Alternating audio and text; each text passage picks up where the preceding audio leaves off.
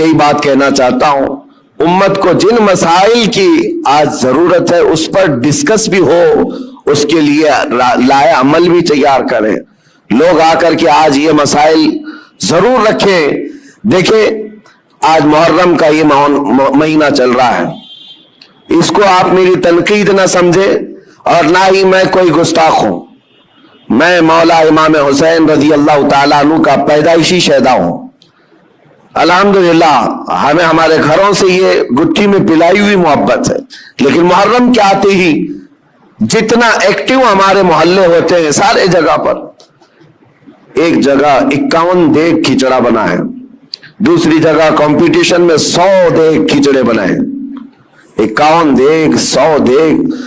ٹھیک ہے پکاؤ کھلاؤ، لیکن ایک بات میں آپ کو بتاؤں، کھلانا ثواب ہے، کس کو کھلانا؟ پیٹ بھرے ہوئے کو کھلانا؟ یہاں تو حال یہ ہے جو خود گھر میں کھا کھا کر موٹے ہو چکے وہی کھچڑا کھانے بھی آ گئے۔ کوئی ایسا بندہ تو ہمیں نظر نہیں آیا جس کے گھر میں ایک روٹی بھی نہیں ملتی اور وہ آ کر کے کھا گیا ہو تو اس کے لیے ثواب ہی ثواب ہے۔ غربا اور مساکین کو کھلانا بہت بڑا ثواب ہے۔ سرکار غوث پاک نے تو فرمایا میں نے ساری نیکیاں الٹ پلٹ کر دیکھ لیا، صرف 2 نیکیاں ایسی نظر آئی جو رحمان کو سب سے زیادہ محبوب ہیں، انہوں نے اپنے ملفوظات میں لکھ دیا ہے، فرماتے میں نے ساری نیکیاں چھان کر دیکھ لی، 2 نیکیاں جو سب سے زیادہ اللہ کو پسند ہے، ایک بھوکوں کو کھلانا، دوسرا ننگوں کو کپڑا پہنانا۔ لیکن یہ شرط بتائی کہ بھوکوں کو کھلانے کا مطلب یہ ہے کہ جو غربت اور افلاس کی وجہ سے کھا نہیں پاتا۔ میرے اس کہنے کا مطلب یہ نہیں ہے کہ امیر لوگ کھچڑا نہیں کھا سکتے، تبرک نہیں کھا سکتے ہیں، ہم بھی کھاتے ہیں، آپ بھی کھائیں، سارے لوگ کھائیں، لیکن میرے عزیزو ہمارا کل اثاثہ لا کر کے کیا انہی ساری چیزوں پر ہی خرچ کرنا ہے؟ امت کے لیے ایسے مسائل ہیں پورے محلے میں گھوم پھر کر کے ہم دیکھ لیں، ہمارے لیے ہمارے بچوں کے لیے کوئی ایسا کوچنگ سینٹر نہیں ملتا جہاں پر غریب بچوں کو پڑھا کر کے IAS یا IPS تک کی تعلیمات دی جا سکے، اس کے لیے کوئی سوچتا بھی نہیں، اور نہ ہی کوئی ایسا ادارہ ملتا ہے محلوں میں کہ بچہ ہمارا اسکول جاتا ہے کالج جاتا ہے تو ساتھ میں چل کر کے حافظ قرآن بھی بن جائے، ڈھونڈ کر کے نکالو، نہیں ملتے۔ ہماری لاکھوں کی ایک مشت رقم جو ہے صرف ہمارے ایک وقت کے کھانے میں چلی جاتی ہے، ایک وقت کے کھانے میں آپ کو یہ بات اس لیے عرض کر رہا ہوں، جب مسائل بہت زیادہ ہیں تو جو امپورٹنٹ مسئلہ ہے اس پر اپنی انرجی خرچ کرنا چاہیے، اس پر ڈسکس بھی ہو اور اس کے لیے عمل بھی ہو۔ اور ایک بات میں آپ کو بتاؤں، اسرائیل کی ایک پرائم منسٹر لیڈی رہ چکی ہے، اس کا ایک انٹرویو ایک پترکار نے، ایک صحافی نے لیا تھا جس کو بعد میں چل کر کے کئی سالوں کے بعد لیک کیا گیا۔ اس نے انٹرویو میں جو پوچھا تھا اس لیڈی سے جو پرائم منسٹر تھی اسرائیل کی، کہا کہ آپ کی بہت بڑی مخالفت ہو رہی ہے کہ آپ ایک ایسی پالیسی پر عمل کر رہی ہیں جس سے پورا ملک جو ہے آپ کے ساتھ نہیں کھڑا ہے، پارلیمنٹ کے جتنے ممبر ہیں وہ آپ کے لیے اتفاق نہیں رکھتے، کیا بات ہے؟ کہا یہ وہ دور تھا جب اسرائیل میں کرائسس تھے، مال کی کمی تھی، لوگوں کے ہاں بزنس نہیں تھا، تجارت نہیں تھی اور جاب نہیں تھے، اس وقت جو پرائم منسٹر ہے وہ اسلحات کی ڈیل کر رہی تھی، ڈیفنس کے سامان اسلحے خرید رہی تھی اور اس پر سگنیچر ہو رہے تھے، ایگریمنٹ بن رہے تھے، تو پارلیمنٹ کے بہت سارے لوگ اس کی مخالفت کر رہے تھے۔ آج ضرورت کس بات کی ہے اور تم کیا کر رہی ہو؟ کھانا پانی ان کو نہیں مل رہا ہے، ان کو کھانے پانی کا انتظام کرواتے، نہ کہ تم جو ہے ڈیفنس کے ہتھیار خریدتی۔ اس خاتون نے کہا سب کی مخالفت جھیل لیا لیکن مجھے جو کرنا تھا میں، کیا آپ ایسا کام کیوں ضد پر کر رہی ہیں؟ سنو میرے عزیزو، وہ یہودن ہے،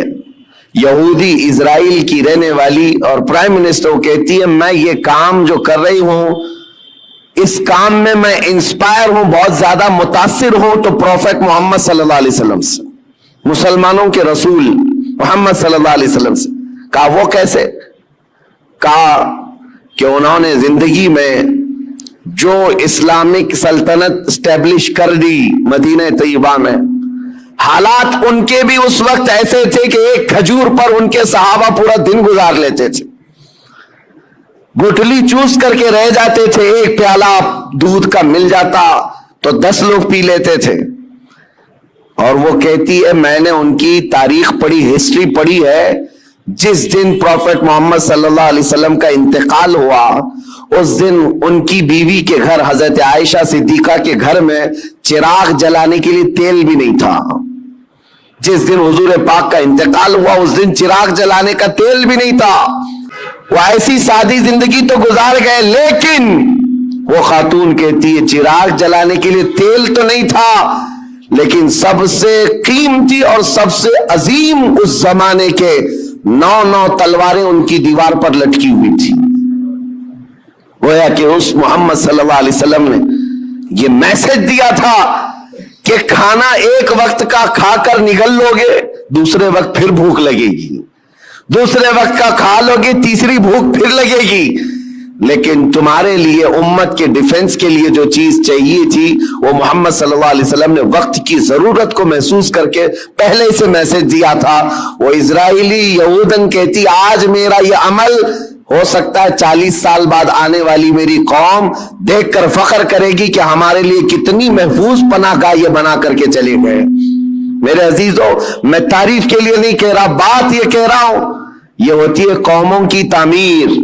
آج ہم تو کھچڑوں میں رہے، کھچڑا ناجائز نہیں ہے، کھانا چاہیے، اچھا ہے، گھر میں بناؤ، جب من کرے کھاؤ، لیکن اس کے لیے اپنے لاکھوں روپے کی لاگت محلوں میں اس طرح سے تقسیم کر کے ختم کر دینا۔ ہاں اس کو حق بنتا ہے وہ حلوہ بھی کھائے، کھچڑا بھی کھائے، لیکن ساتھ میں امت مصطفیٰ کے مستقبل کے لیے عمارت بھی کھڑی کرے، اس کو یہ حق بنتا ہے۔ میرے عزیزو، مجھے ایک بات یاد آتی ہے، ہمارے ایک استاد، ان کی یہ سوچ تھی وہ شکایت کرنے والوں کو کہا اس کی طرح 4 صفحے سبق تو بھی سنا دے اور تو بھی اسی کپڑے پہن لے، ہاں اگر کسی کام میں تم پورے اترے ہوئے ہو اور دوسرا تمہاری دیگر ضروریات بھی پوری کر رہے ہو تو کوئی مسئلہ نہیں۔ میرے کہنے کا مطلب یہ ہے کہ آپ بڑی بڑی نیازیں کریں، لیکن اس وقت جب امت کی مستقبل کی ضروریات پوری ہو رہی ہو پھر کھانا بھی کھلائیں، دیگیں بھی چڑھائیں، اچھا ہے، عرس بھی کریں۔ یہاں حالات تو یہ ہیں کہ ہم یتیمی کے حالت میں آ گئے ہیں آج۔ میاں کتنے تو ایسے ہمارے مسلمان کپلز ہیں اپنے چھوٹے چھوٹے بچوں کو لے جا کر کرسچن اسکول کے باہر کھڑے کرتے ہیں اور ایڈمیشن کے لیے پاپڑ بیلنے پڑتے ہیں، اور ان کو کتنی مرتبہ وہاں پر عیسائی نن ہو کہ پادری ہو تانے مارتے ہیں، ٹانٹ مارتے ہیں، کتنی مرتبہ ایسی شکایتیں آئیں، لیکن کیا کریں۔ ایک جگہ پر مجھے خود یہ بات یاد آتی ہے، ہمارے مقتدی تھے ایک حاجی صاحب، اپنے 2 بچوں کو ایک بورڈنگ اسکول میں انہوں نے ڈالا تھا، 4تھی اور 5ویں کے بچے، سال کا 4 لاکھ روپے پے کر رہے تھے، اور ایک بار وہ مجھے ساتھ میں لے کر گئے دکھانے کے لیے کہ آئے دکھاتا ہوں کتنا بہترین ہے، 45 ایکڑ میں بنا ہوا یہ بورڈنگ اسکول ہے، سب کچھ ہے۔ میں گیا تھا، ان کے مینیجر سے میں نے پوچھا کہ شیڈول کیا ہے آپ کا، بچوں کو کیسے آپ ٹریٹ کرتے ہیں۔ انہوں نے صبح 5 بجے سے لے کر